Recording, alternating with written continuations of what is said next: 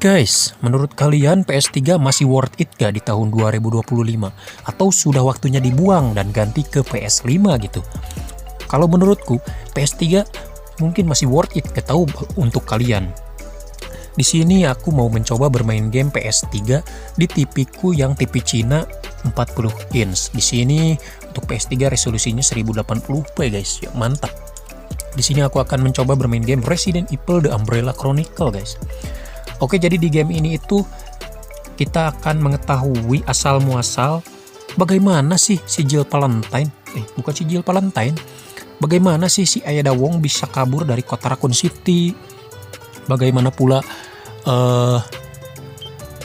kejadian-kejadian yang tidak ditampilkan di game Resident Evil 1, Resident Evil 0, Resident Evil 2, Resident Evil 3, di sini diperdalam lagi untuk kejadian-kejadian tersebut. Dan game ini itu tidak ada di PS4 dan juga di PS5 guys, cuman ada di versi Nintendo Wii kalau gak salah. Itu pun grafis Nintendo Wii kalau menurut saya udah burik banget dan udah tidak worth it kalau di TV 40 inch.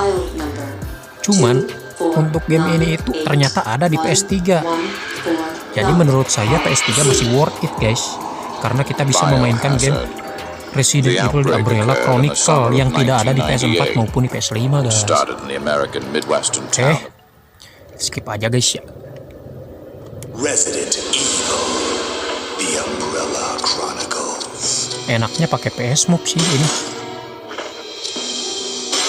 Di Xbox atau ada atau enggak nih? Bagaimana menurut kalian guys? Apakah PS3 masih worth it ataukah tidak di tahun 2025? Kita cek untuk resolusinya guys. Untuk resolusinya cuman 720p doang guys, cuman udah jernih sih. Langsung aja kita load. Salah. Resident Evil The Umbrella Chronicles. Jadi buat kalian yang suka bermain semua game Resident Evil, kalian wajib punya PS3. Karena apa? Karena di PS3 ada yang namanya Resident Evil The Umbrella Chronicle dan juga Resident Evil The Dark Side Chronicle guys. Itu adalah dua game Resident Evil yang menerangkan kejadian Resident Evil 0 sampai Resident Evil 3 guys. Bahkan setelah kejadian Resident Evil 3 di sini diperdalam lagi guys. Contohnya di sini ada kejadian saat si Billy dan si Rebecca di Resident Evil 0, yaitu di insiden kereta, kemudian di Mansion 1. Kemudian ke bawahnya lagi di sini ada si Wesker guys. Si Wesker ternyata sudah ada sejak Resident Evil 1 guys. Kemudian kita beralih ke Resident Evil 1. Di sini ada kejadian saat si Jill dan juga si Chris berjuang di Resident Evil 1. Kemudian si Rebecca juga di sini bisa dimainkan guys. Ada juga si Wesker di sini di Resident Evil 1. Kemudian lanjut ke Resident Evil 2 dan juga 3 nih. Saat si Jill Valentine bertemu dengan si Carlos, di sini juga ada si ini nih, si Hang guys, yang The Port Survivor 1 nih. Nah di sininya si Ada Wong nih, cuman harus dibuka dulu nih. Cuman saya udah main. Ininya harus dibuka pakai cheat. Kalau nggak pakai cheat, kalian harus punya nilai yang bagus di sininya supaya ininya kebuka nih. Di sininya udah pernah saya mainkan nih, yang si Ada Wong keluar dari kota Raccoon City, ternyata dibantu sama si Wesker guys. Dan ini kejadian setelah di Resident Evil 3 guys, yaitu si Jill Valentine dan juga si Chris.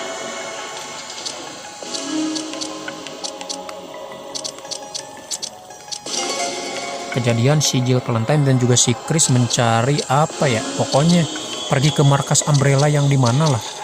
Yang jelas sampel-sampelnya sudah berhasil didapatkan sama si Wesker dan datanya dihapus sama si Wesker. Jadi si Chris dan juga si Jill gak menemukan apa-apa.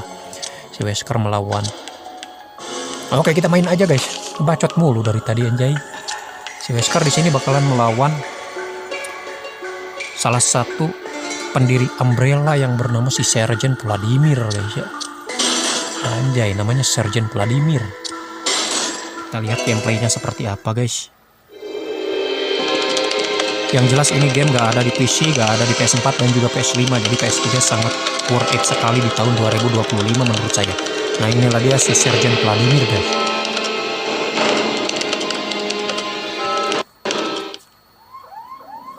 Untuk gameplaynya kayak begini guys ya.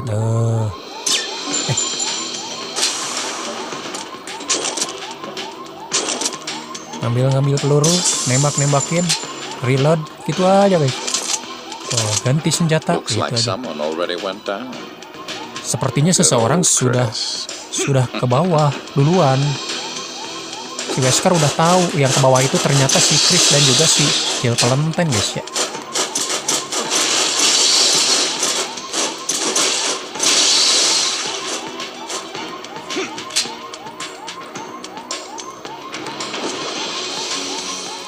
Emang susah sih ini game. Kontrolnya harus pakai PS Move.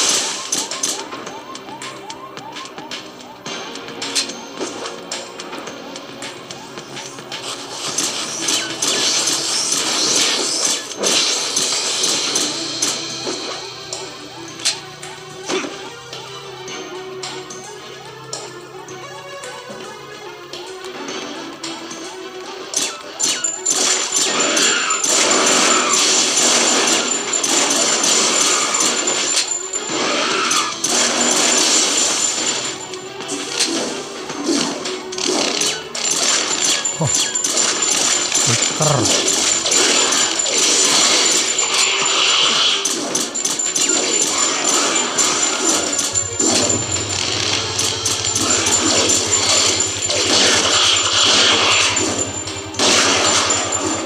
Susah.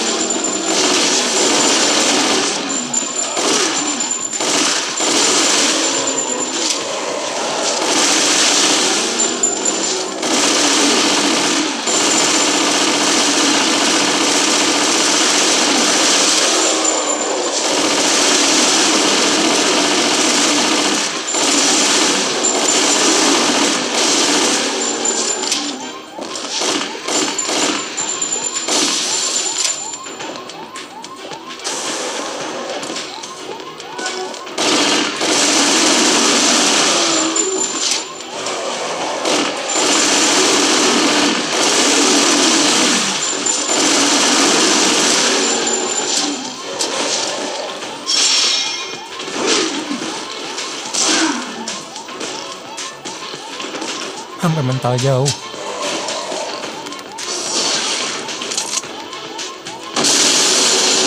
Burn.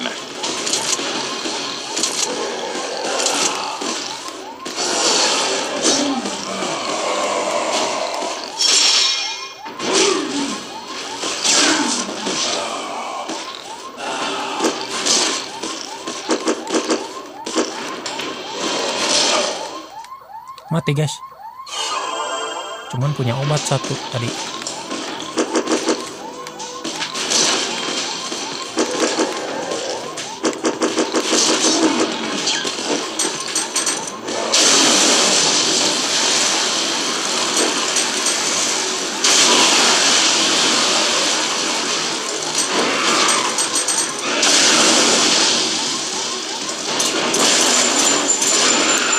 Oke, jadi seperti itu aja guys ya. Kalau menurut saya PS3 masih worth it di tahun 2025. Kalau menurut kalian bagaimana guys? Apakah sudah waktunya pindah ke emulator PS3 di HP? Kalau sudah stabil sih emulator PS3 di HP dan udah lancar banget gitu. Apalagi kalau pakai HP kentang ya worth it, mending pindah ke HP sih. Tapi kalau belum stabil mending PS3 aja guys, main di TV mantep nih. Oke, gitu aja guys. Bagaimana menurut kalian, masih worth it ke PS3 di tahun 2025 atau sudah waktunya dibuang?